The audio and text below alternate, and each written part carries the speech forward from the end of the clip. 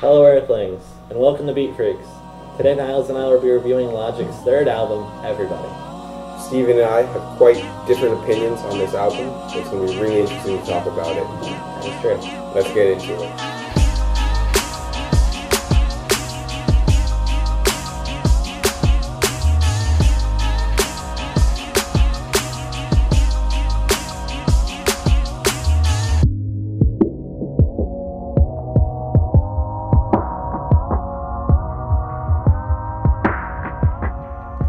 So, I've been really excited about doing this review.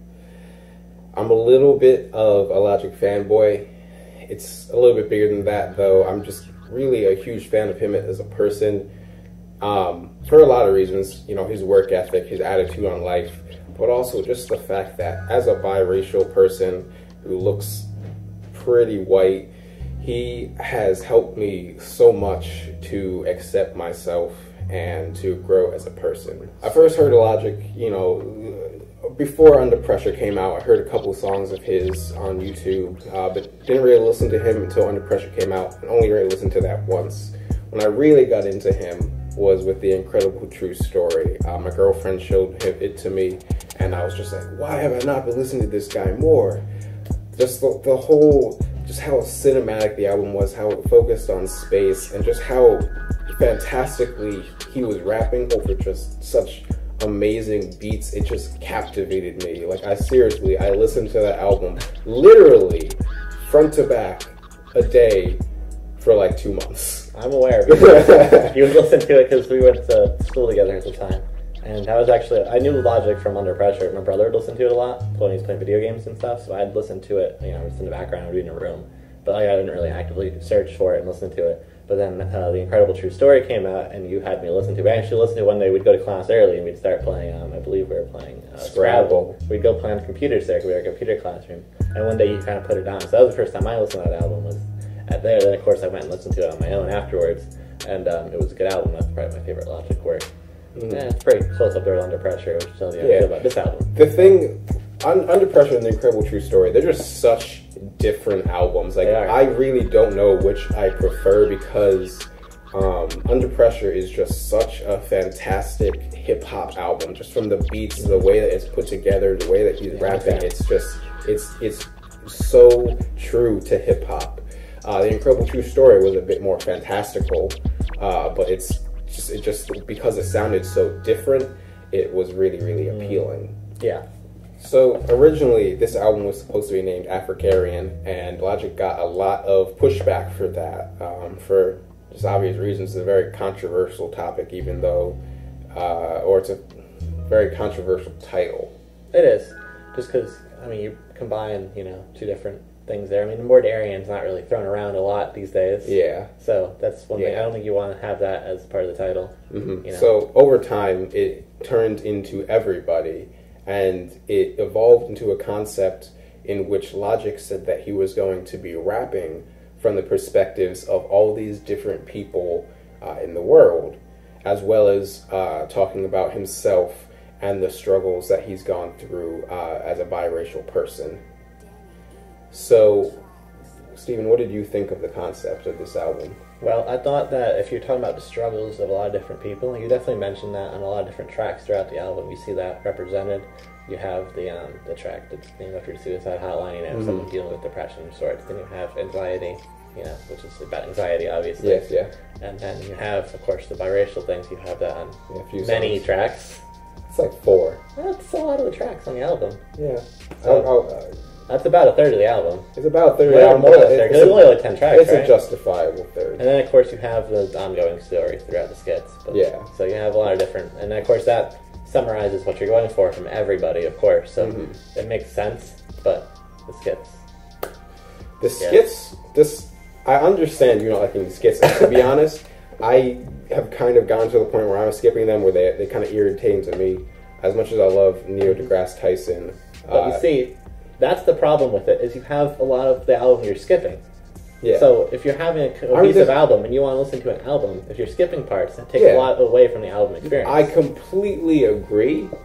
It's only 3 tracks, but like I'm I'm at the point where I've listened to it where I'm just picking out the songs that I really like. If I'm going to listen to it front for back, I'll still listen to the skits because I enjoy them.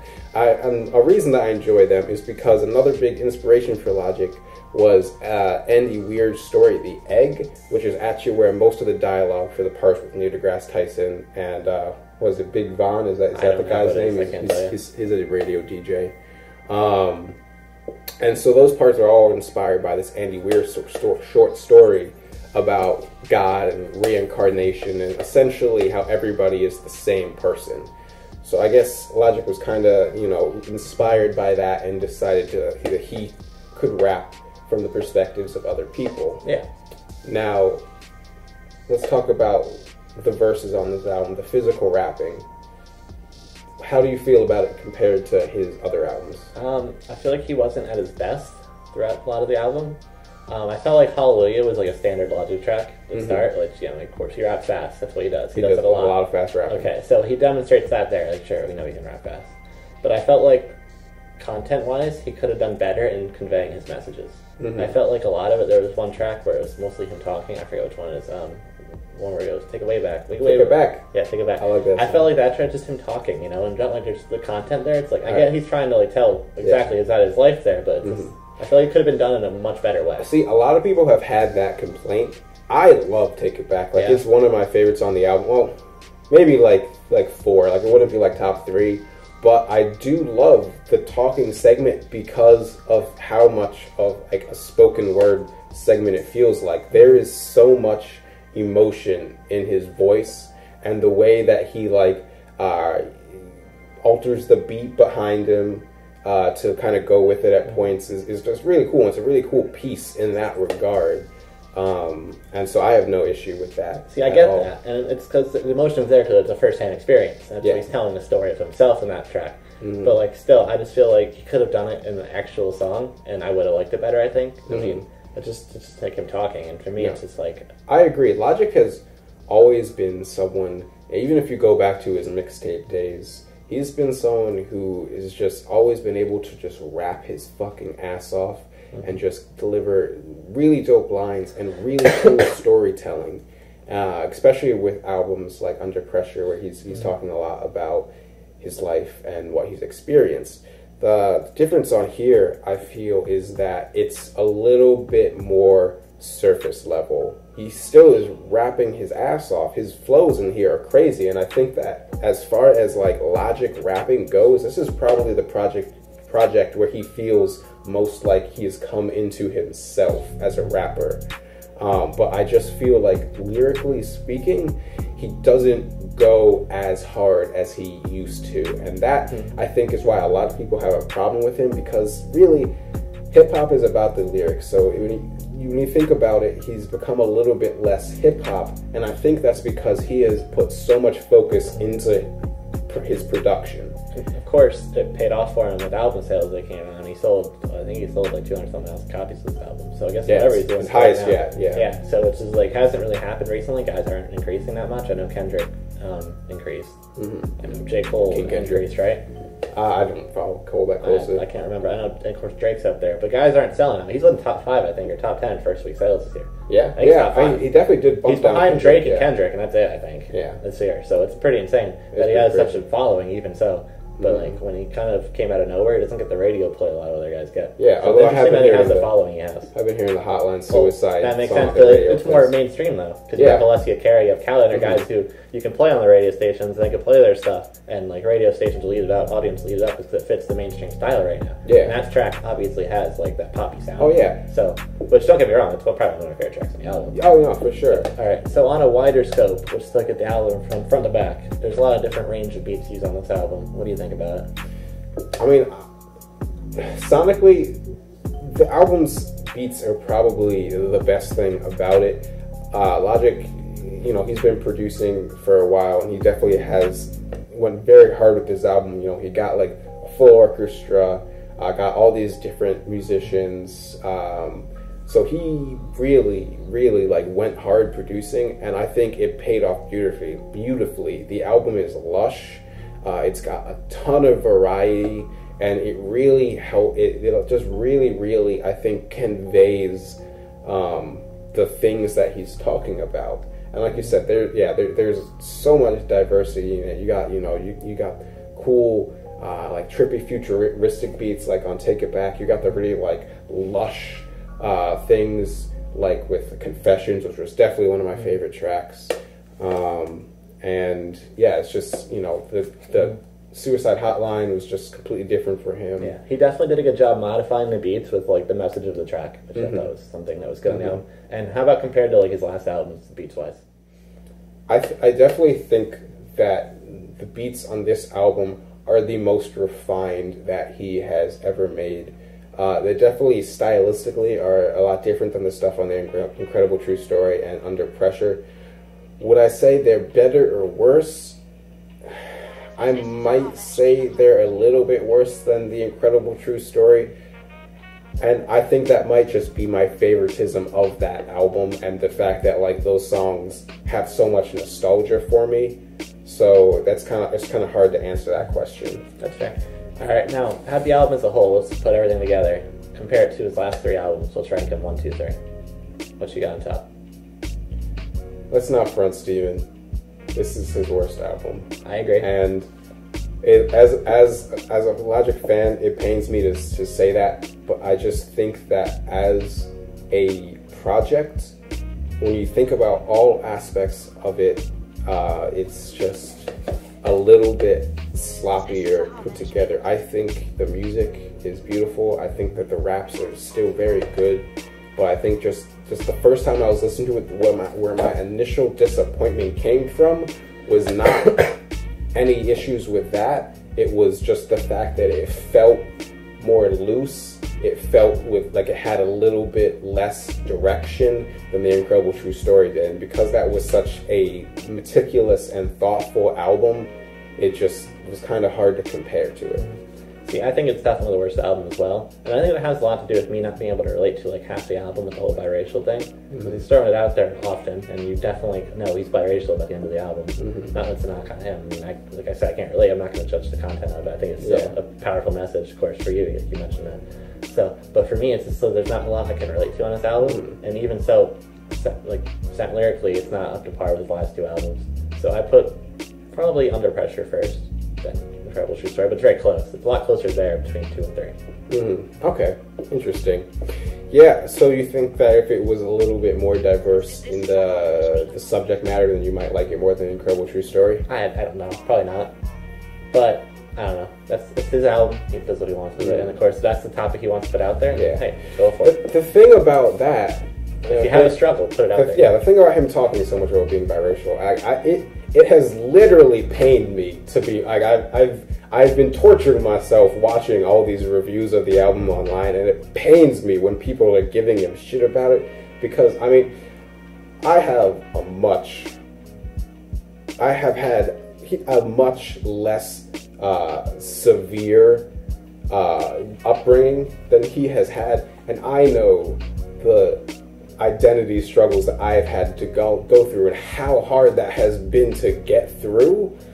So I can't even like imagine what someone on his level was feeling, and like how good it must feel to get that out and to be proud and to just really feel whole. So I really don't like people like bashing the album because of that, because and again, it's just my perspective, but it's just, this is an album that set him free, and like I think for that alone, and the fact that it will help people like me and people going through anxiety or any of the other issues that he talks about on the album, makes it probably his most important album. Yeah, I think so. From more important from how his feelings and getting those out there. Definitely, it's important to him, I'm sure, and important to you, of course, as you've mentioned. So I think it's definitely an important album. I agree with you there. So let's talk about favorite tracks. What do you got? All right, I like the Suicide Hotline one, a decent amount. I liked America. I thought the hook on it was really good. On America? Yeah. I thought he went real hard on the hook. It does go, that song does go hard. Yeah, so I really like that song. Plus the beat's good on that song, too. The beat's really good. It just really gets me going. And I just love the fact that, it has fucking Chuck D and Black Thought on it. Like, what? Yeah. I thought Hallelujah was a pretty good track. Started off. It's probably one of my lesser favorites. Really? Yeah, I mean, I think it's a good way to start it off, but it was just, it's long and it's just it's not as like captivating as I feel like the beginning of the album should have been. Yeah, and then I like Afgharian at the end. Yeah, that's a really. And good I like one. how we have like the finishing skit and we go into J. Cole just going. Yeah, let's talk about that separately. Okay, but yeah, that's probably what I like on this album. How about you, Andrew?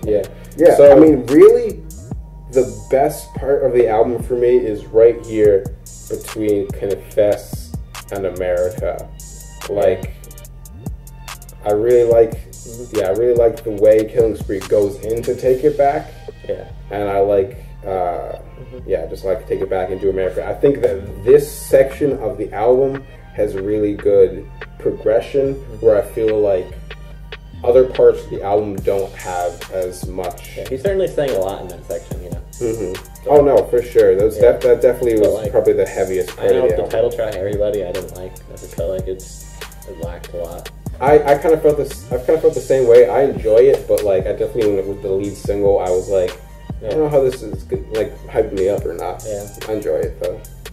My favorite track would probably still be Black Spider-Man, just because that song is like an anthem for me. Like just Seinfeld then. Okay, that's mine. But. No, yeah, that's that song. The whole fucking, the whole choir, the keys in it, just makes me feel so good, and it's just such a bouncy track. You know, like when that guy is like singing, and he's like, and it just comes out. It just comes back. It just bounces like, hey! It's like it's awesome. I love it. Like it just every time, it just makes me just like get so happy. So that's got to be my favorite track for sure. Africarian is definitely up there. Yeah, let's talk about that track though. So Africarian, the original title of the album is the big conclusion of Everybody, and it might be the best track on it for a couple reasons. One, because it's just fucking beautiful. The way that he just lays out the instrumental, all the jazz influence, the way it progresses is amazing, and the way that his vocals continue to get more and more emotional. That's something I didn't say. This is definitely his most emotional album. Yeah. Like you can tell. Well, it's an emotional topic. It's an emotional topic. It's all very emotional, but you can tell that you can hear the strain in his voice a lot of the time. It's awesome. But just the way that he gets more and more emotional as the song progresses, saying the same thing, and just it's just amazing. It's just really like it floors me. The second thing is, of course, that hidden feature on the end of Yo Boy, J. Cole. J. Cole. Yeah. So what Miles and I were talking about with this is how J. Cole's rapping and what he's doing in his part of this album. So there's basically two halves to J. Cole's verse here. The first half is him rapping from Logic's perspective, which reinforces the whole concept you mentioned, how he's speaking from different perspectives. So you have J. Cole rapping from Logic's point of view, which is really interesting. And if you listen to some of the lyrics, you probably picked up on it yourself. How he mentions his favorite rappers, he mentions Cole. Why would Cole mention himself if you're trying to dispute what I'm saying, which is cool. We have comments for that. And in the second half, he goes to rapping as himself. He's also from a biracial family, so he can give Logic advice on what he did with his. He's a little bit older than Logic. Yeah. So they go into the same thing. So he's giving Logic. I think he's rapping to young Logic though, not current Logic. I don't think he's rapping. Is he rapping current Logic? He's just like, just accept yourself. He's just like, yeah. So it may reinforce the whole idea of the album, Yeah. Just from that. He's just like, dudes, don't identify. But he could be black and white shit. Yeah. Identify as a star. That's what you are. Ain't nobody tell you that. Thank you. I at first didn't even really know it was Cole. To be honest, I had to look, and I feel bad about that because like I just wasn't paying close enough attention. Like going back after seeing that it was him, I was just like, oh, that's totally Cole. But like I just like it's just so like lo-fi that it's like I just was listening to it on the first listen, and I was like, what's going on? Like the verse, the verse is dope. I like what he's saying. I like his flow. But like, who is this like random person? It turns out it's J. Cole. So we've gotten through the album. Of course, right before that starts, though, they mentioned they're queuing up his fourth and final album. So we're talking about the future, which we always do here. One more album. One more album. And I gotta say, as a true Logic fan, as someone who really appreciates his music, and someone who wants to see him really knock it out of the park, I think that if he can really improve on just really refining his concept more and focusing more on depth in his lyrics, give us a little bit more of that, like, old just hip hop wordplay. Like give us that. Give us your now totally complicated. Complicated is a bad word. You're totally refined. Maybe you're totally developed. Everything's developed over the past 3 albums and songs you've put out before the first album. Put them all together. Just use the production skills you have developed to give us an album that is completely just gorgeous sonically, mixed with just dope fucking bars. Like, that's what we need. I feel like you're speaking to Logic right now. Logic, I love you. Thank you for everything you've done for me. As someone that, like, really, really fucks with your music. Like, his album was a bit of a disappointment. I still love you, but I know you can do better. So with this 4th and final album, really put all your effort into it and give us something that we will remember you forever by. That's Niles calling out Logic, telling him to step up to the plate. But, you know, I'm going to thank Logic for giving us something to talk about, something to debate about today. Because we really haven't much debate. I know, don't get me wrong. Obviously, thank you, Logic, for putting this album out. Thank you for just, always giving us music. Because your music, even if you break it down to the music itself, is just beautiful. But the fact that you put something out that is so inspiring, even if everybody is not going to resonate with it as you might like, it still is a very, very noble and important album, and I'm happy that it exists in 2017. Just to round that off, you say that, like, not everyone's going to resonate with it. Sure, I don't. But it's important that I can take this and put myself in someone else's shoes, maybe yours, and try to resonate with the album that way, you know? So it's like sticking with the concept there, giving something that you can move yourself around in different scenarios and try to relate that way. Yeah. So I'll look at it that way, next time I listen to it, and see how it goes. So, yeah, we'll give that a try. When the new album comes out, we'll give it a review. Because this is Beat Freaks, and we don't stop. Can't stop, won't stop. You know what it is. Thank you. Thank you. Thanks for all the support. Have a good night.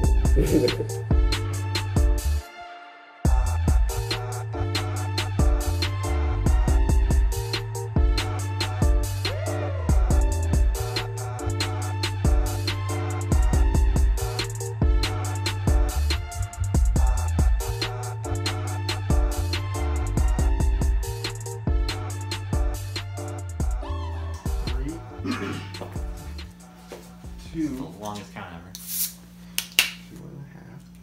You can't count up. Are you kidding me?